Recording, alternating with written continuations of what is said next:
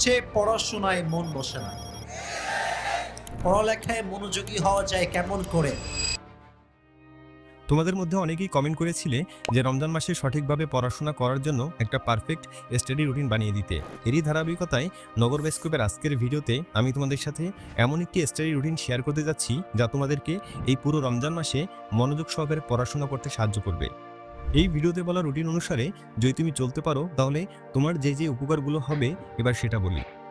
প্রথমত, তোমার পড়াশোনার কোনো ক্ষতি হবে না, তুমি নিজের পড়াশোনার জন্য যথেষ্ট পরিমাণে সময় পাবে। দ্বিতীয়ত, তোমার ঘুমেও কোনো ব্যাঘাত ঘটবে না, অর্থাৎ একজন সুস্থ স্বাভাবিক মানুষের জন্য যতক্ষণ ঘুমানোর প্রয়োজন ততক্ষণ তুমি ঘুমানোর সময় পাবে। তৃতীয় এবং সবচেয়ে ইম্পর্টেন্ট, তুমি সঠিকভাবে মহান আল্লাহ তাআলার আদেশ ও ইবাদত পালন করতে পারবে। তাই না টেনে ভিডিওটি একদম শেষ পর্যন্ত মনোযোগ সহকারে দেখার জন্য অনুরোধ রইল। তো চলো শুরু করা যাক। প্রথমে আসি ঘুম থেকে ওঠার ব্যাপারে। তোমাকে প্রতিদিন রাত 3:30 নাগাদ ঘুম থেকে উঠতে হবে। তারপর পরবর্তী 10 মিনিটের মধ্যে ফ্রেশ হয়ে নিতে হবে। তারপর সকালে ফজরের আজান দেওয়ার আগে আগে পরিবারের সাথে একত্রে সেহরি খাওয়া শেষ করতে হবে। সেহরি খাওয়া শেষে ফজরের নামাজ আদায় করতে ভুলো না।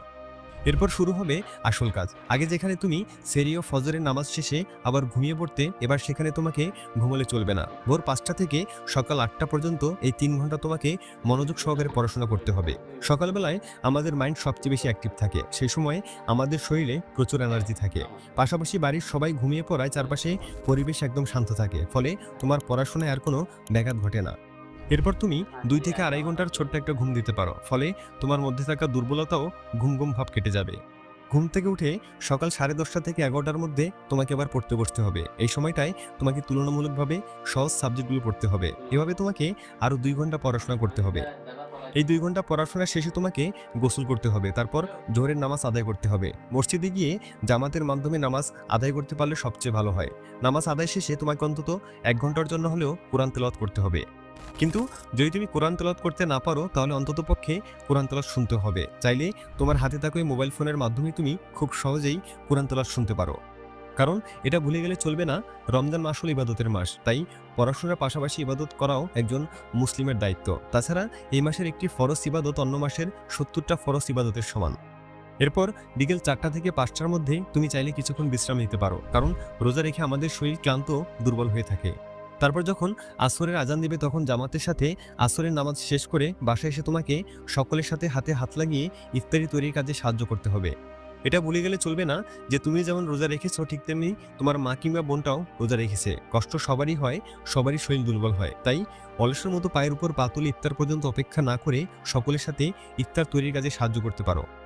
যখন মাগরিবের আজান দিবে তখন খেজুর, পানি ও হালকা খাবার দিয়ে রোজা ভাঙো। সে সময়টায় অতিরিক্ত খাবার খেলে শরীরে অস্বস্তিবোধ কাজ করে। তারপর মাগরিবের নামাজ আদায় করে তুমি চাইলে কিছুক্ষণ বিশ্রাম নিতে পারো। তারপর সন্ধ্যা 7টা থেকে রাত 8:30 পর্যন্ত তোমাকে আবার পড়াশোনা করতে হবে। আর এর মাধ্যমে সারাদিনে তোমার 7 ঘন্টা পড়াশোনা করা হয়ে যাবে। যদি মনোযোগ সহকারে 7 ঘন্টা পড়াশোনা করো তাহলে ভালো রেজাল্টের জন্য এতটুকুই যথেষ্ট। তারপর তোমাকে ঈশার নামাজ ও তারাবির নামাজ আদায় করতে হবে। নামাজ শেষ করে নিজের পরিবারের সাথে কিছুটা সময় কাটিয়ে রাতের খাবার খেয়ে 11টা থেকে 11:30টার মধ্যে নিজের বিছানায় গিয়ে ঘুমিয়ে পড়তে হবে। বেশি দেরিতে ঘুমানো যাবে না, কারণ কয়েক ঘন্টা পর আবার তোমাকে ঘুম থেকে উঠে সেহরি খাওয়া ও নামাজের জন্য প্রস্তুত হতে হবে। তো এই ছিল একজন স্টুডেন্টের জন্য আমাদের রমজান মাসের ডেইলি লাইফ রুটিন। আশা করি আমাদের এই রুটিনটি রমজান মাসে তোমাকে পড়াশোনা ও ইবাদতের সংমিশ্রণে একটি ডিসিপ্লিনে পরিপূর্ণ দিন উপহার দিতে পারবে। তবে এগুলোর পাশাপাশি আরও কিছু কথা বলতে চাই। 1958 থেকে 1965 সালের মধ্যে ঢাকা ও রাজশাহী মেডিকেল কলেজে পরিচালিত বৈজ্ঞানিক গবেষণায় প্রমাণিত হয়েছে যে রোজা পালন শরীরের জন্য গুরুত্বপূর্ণ স্বাস্থ্য উপকারিতা বয়ে আনে। যেমন ধরো, রোজা রাখার ফলে শরীরের ওজন ধীরে ধীরে কমে, যা স্বাস্থ্যের জন্য উপকারী। তাছাড়া পেপটিক আলসারের ঝুঁকি কমে। পাকস্থলীতে খাদ্য হজমে সহায়ক কিছু ব্যাকটেরিয়া কাজ করে, যা সারা বছর বিরামহীনভাবে খাদ্য পরিপাকের কাজ করে যায়। তাই রোজা রাখা একজন মুসলিমের জন্য ইবাদতের পাশাপাশি অনেক উপকারিতা বয়ে আনে। যদি তোমার ভেতরে কোনো খারাপ অভ্যাস থাকে তাহলে এখনই প্রতিজ্ঞা করো, এই রমজানে আমি আমার সকল বদ অভ্যাস ত্যাগ করব। যদি তুমি নামাজে অনিয়মিত হয়ে থাকো তাহলে এই রমজান হোক তোমার জন্য একটি নতুন শুরু। যদি কারো প্রতি রাগ, হিংসা বা ঘৃণা থেকে থাকে তাহলে আজই তাকে ক্ষমা করে দাও। রমজান আমাদের জীবনে বছরে একবারই আসে, কিন্তু এর শিক্ষা আমাদের সারা জীবন কাজে লাগে। তাই এই মাসটি কেবল রুটিনের অংশ হিসেবে নয়, বরং নিজের আত্মশুদ্ধির এক মহান সুযোগ হিসেবে গ্রহণ করো। নিজের ভেতরে আলো জ্বালাও, নিজেকে পরিবর্তন করো এবং আল্লাহকে সন্তুষ্ট করার চেষ্টা করো। দোয়া করি এই রমজানই যেন তোমার জীবনের শ্রেষ্ঠ একটা মাস হয়।